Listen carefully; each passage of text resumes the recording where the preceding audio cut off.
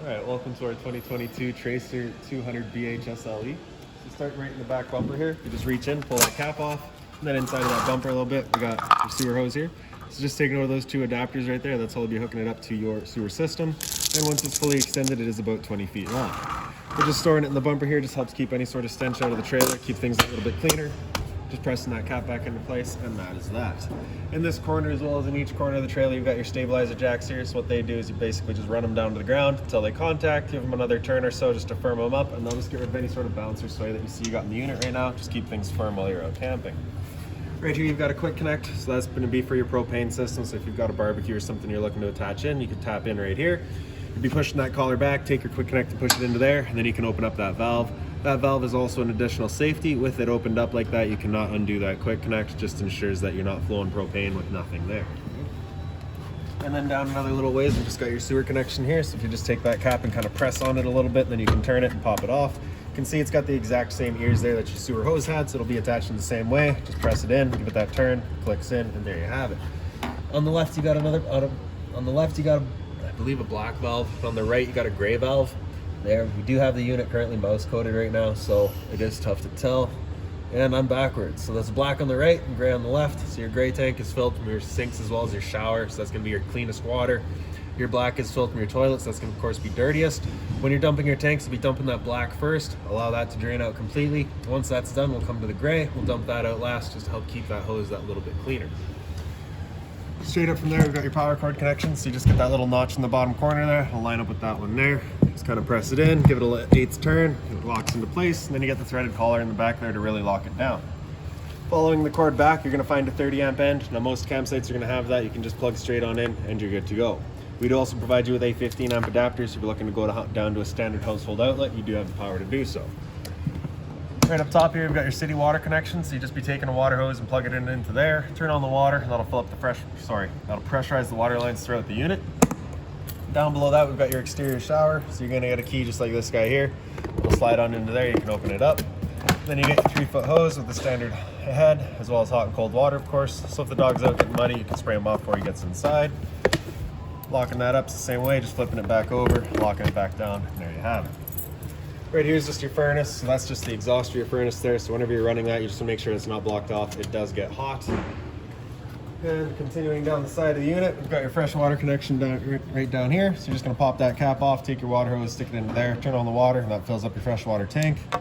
Down below that, we've got a cable inlet, so just a coax cable to plug into there, fire up at your TV location. Down below that is a solar panel plug-in, so pop that on open, you get a 2-prong plug would go into there, attaches right to your battery and just charges them up automatically. Straight down from there, you've got your low point drains as well as your freshwater tank drain. So I believe this one here all the way over on the left is your fresh tank drain. Oh, that's a low point drain. So you can see, so as you see that, you just open it up, it drains out your water lines. Same thing for your hot line here. Okay. The purpose of those would be if you've gone out camping and you're leaving the trailer for a while and you don't want your water sitting in there going stale or stagnant, you just open those up, drain out the water. Secondarily would be for winterizing. You just want to make sure all the water's out of there and you're replacing it with antifreeze as we just saw. All right, and then the one in the back here is going to be your freshwater tank drain. So as you open that up, just drains out your freshwater tank. For your freshwater tank, you've also got this vent line right back here. So when you're filling it up, you will notice some water spitting out of there. Once you see that water spitting out, you're going to want to stop. Move on into your storage compartment here. So you can see you've got a couple accessories in here as per the customer's request. And then just reaching in back a little bit, we got that 15 amp adapter here I was telling you about. So your 30 amp cord into there, 15 amp to a standard outlet, as well as a water hose for you. So this little jack right here is a manual override for your front tongue jack. I'll go over that in just a second here. And then lastly is just this little adapter here to go onto all of your stabilizers to run them up or down. Now once it comes time, if you're looking to winterize the unit yourself, you just got this panel right here. You got a screw right there, another one straight up from there, and then 2 along the bottom there. Pull those screws out. You can pull this panel out of the way and get access to your water pump if you're looking to winterize the unit. Close that up. Here on the front, you just got your one little scare light there, so you can see what you're doing. You also just got this little box back there that's got your battery in it. So your battery, as long as you're plugged in through that short cord in the back or your 7-pin to your tow vehicle, that battery is charging for you. These 2 knobs there, if you just loosen them off, pushing them back, you get access to your 2 propane tanks. For the video, pull it off. And then we can just show you this changeover in the back here. So currently we are, well, it's green right now. It should be red. just letting us know there's no propane in the system. I did just fire everything up a little while ago though, so we do have green there. We of course got propane. Your arrow here is pointing over to this tank. We're running off of this tank, so we'll open that up and you'll see that stays green. If it were to go red, well, you've got a tank open. At that point, you're just letting it know that you've got an empty tank. You just be closing that tank off, flip the change over to the other tank and run off of this one while you get the other one filled. Okay. In front, we've got your power tongue jack. So I believe this is a customer included option. Typically would come with, I believe, just a standard tongue jack. So in the front there, that's your light switch to turn it on and off. And then up top, we've got retract, which is down, extend, which is up. And then your manual override, if you just remove that plug right there, you just be attaching right into the bottom. You can see there's a little nut down there. You just be driving that to go up or down.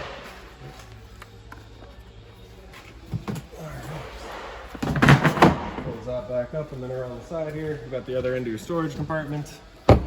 So inside here up on the wall, you can't really see it too well, but you do actually have a dual function switch. So with it over to the right, that's on function 2, which will use a motion sensor to turn itself on, or over to the left, which is sensor 1, or sorry, which is mode 1, which is just gonna leave it on just all the time. Right.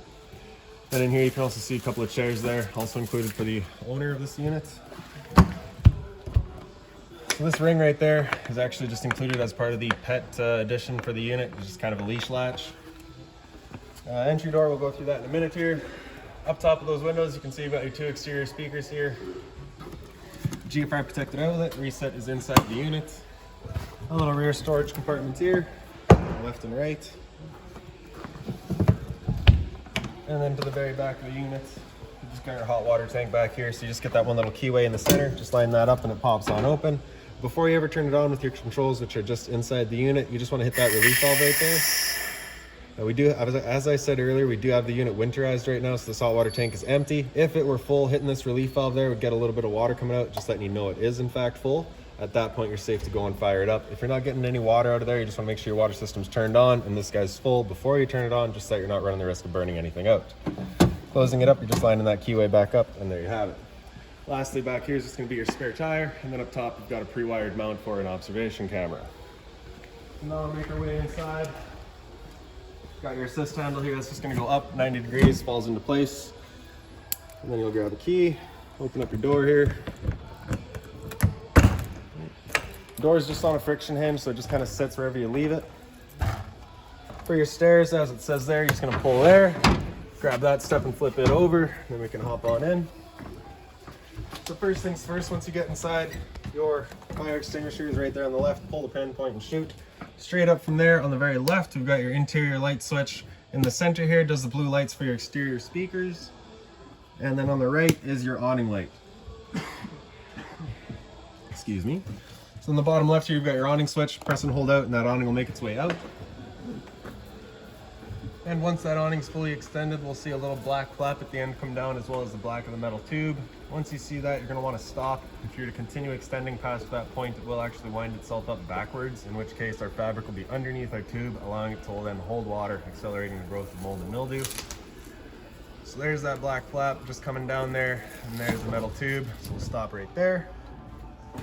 Now, if it were to start raining, it's of course going to be holding some water anyways. So what you can do is just grab either arm, front or rear, and just pull it down, and you can see that changes the pitch of the awning out at the head to allow water to then run off.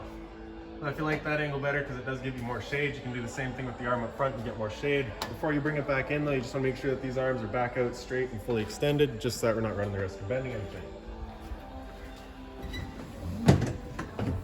And then we're just going to press and hold in, and that awning will make its way back in. Again, we're just watching that our fabric is over top of the tube.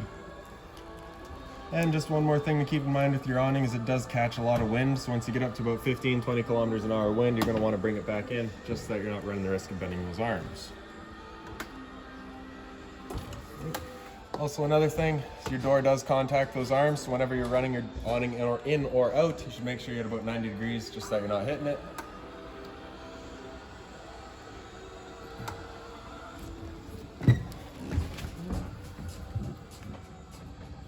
And there we have it. So this light right here, right inside your entrance, actually has the switch on this side here. Give you a better idea of what I was talking about outside with your dual function. So with it over to the left there on that single function, that's it just turned on. With it over to the right on the dual function there, you'll see it'll be off of a motion sensor. So once we go to the back of the unit, that light's gonna turn off. We'll walk back over here and it'll turn back on for us eventually. Right up top here, you've got your antenna. So just gonna kind of push in and turn, finding wherever your best signal is. As you can see, it's stamped right there. You want it rotated fully counterclockwise before you go traveling, just ensures that it's lined up properly. That will also help clear up your stereo signal as well. A little bit of closet space on the side here. Same thing on the other side. A little reading cabinet or book cabinet up top, whatever. Power outlet on the side here, on both sides, I believe. And then down below, got kind of the storage compartment here. Do have a couple of chairs in here for the customer that they've chosen to go with, so we just stored them in there for you.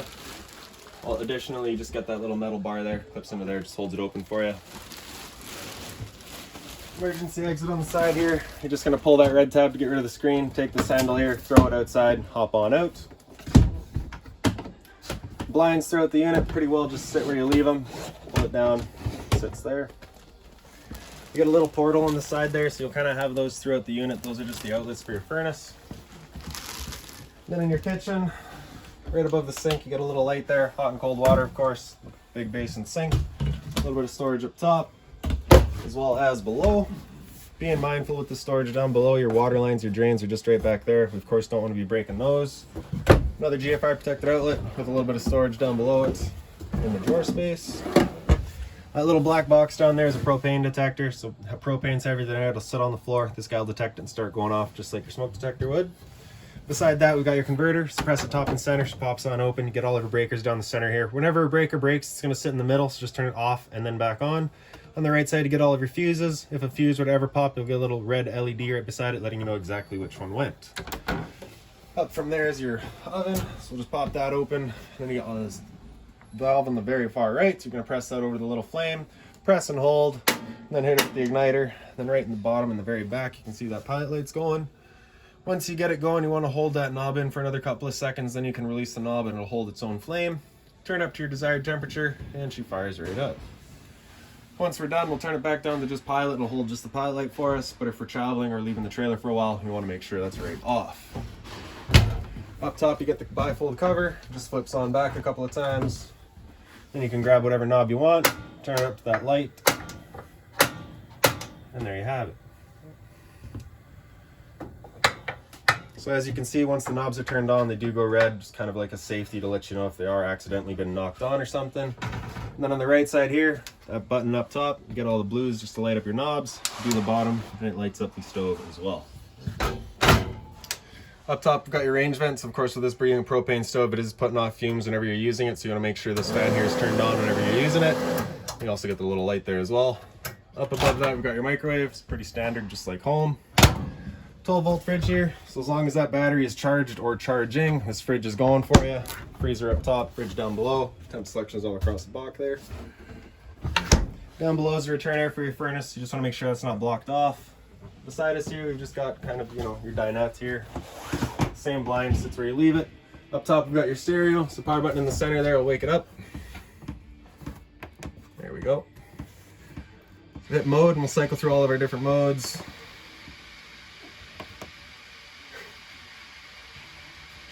There we go. Alright, so radio here. You can see that's going. So zone 2 is your outside set of speakers. Zone 1 is your inside set. Right. So you can turn those on and off individually. Volume control, mute, and then volume control. And then mode just gets through everything else. Right, so you got your auxiliary, which is in the front here. Right. TV, which would be through the back, your AVs. DVD, which is not hooked up. Bluetooth, connect to your phone. And then back to radio. If HDMI were hooked up or if USB were an option, those would come up as well. Select, you can go through all of your settings. Okay. And then just your seats, your pause and start. And then the power button, turn it back off. Above your dinette seats, you do get a light each side, just on their own center push buttons there. A little bit of storage on each side as well. And over here, you've got your TV backer. So if you're looking to mount the TV, it's going right there. Power outlet for it, as well as your antenna outlet for it on the bottom. Turning that antenna on is just that button right there. And like I said earlier, it does help clear up your radio signal. And then on top is going to be your cable outlet. So here's your AVs. Those will be hooked up to the stereo already. So if you're looking to get sound through the TV, just going to be running it that way. Down below that is your thermostat. So press and hold that bottom button there. That'll turn it on. All right, so you can see we're starting in cool right now with our fan on auto. If we were to hit fan again, come into low or high. and that'll just mean that it runs constantly on a low or high fan.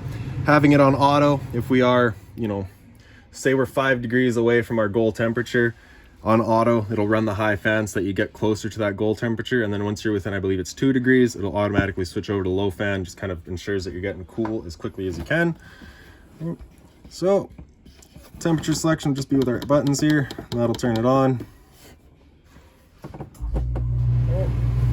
So with the air conditioner going, you basically got 2 different options here. You can have this louver closed, in which case we're using all of our ceiling ducting to move our air, or you can open it up and it just dumps all of its air into the living room here. So when you first get out to your campsite, you want that open, cool off this area as quickly as possible, and then you can close it off and start moving the air throughout. Okay. So we hit that power button. The power is also mode. Hit that again after cool, it'll come down into fan, or sorry, into heat. Okay. It's going to show you that F just because it doesn't have a fan, it's just turning on a furnace. Again, temp selections just with our buttons there. As you can hear, it turns off the air conditioner, turns on the furnace, and as we showed you earlier, the furnace is moving its air through all the little portals. Now the first couple of times you run that furnace, you may get a little bit of a smell throughout the unit. It's just a new furnace smell. Sorry, I can't help you. So after heat, we hit that again, it'll come down into fan. So this is just moving air, there's no cooling involved in it, it's just getting some fresh air in here. So that's the point where you'd be selecting either your low or your high fan just based on what you want. After that, we hit mode again, we'll come down into dry, and at this point I believe it just runs the low fan and the compressor just to kind of dry out your air, get rid of any sort of humidity. And after that, you hit mode again, it'll come back to cool, and it just cycles back around. To turn it off, press and hold that power button, and she turns off. Down below that, you got a little bit of storage here. And then your 2 bunk areas here, so you just got a little light up on the wall there, and they are pretty well identical. You got your light over there, or sorry, your window over there.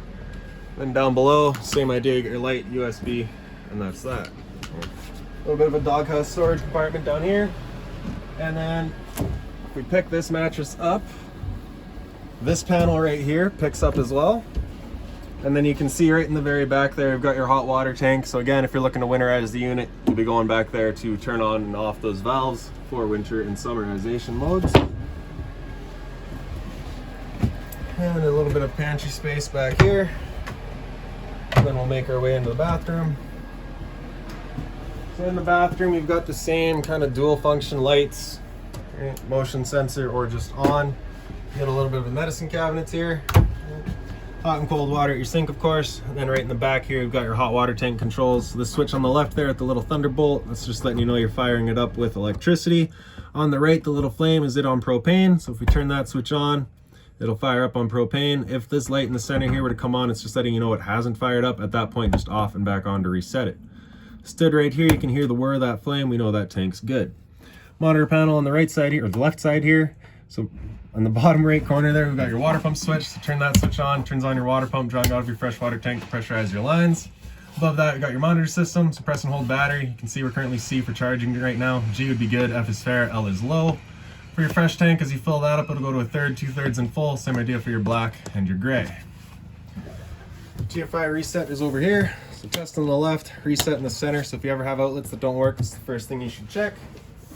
Your toilet just flips up, you get the flusher in the front corner there.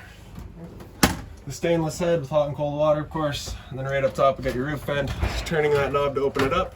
And then in the back corner, you get that switch there, turns on the fan.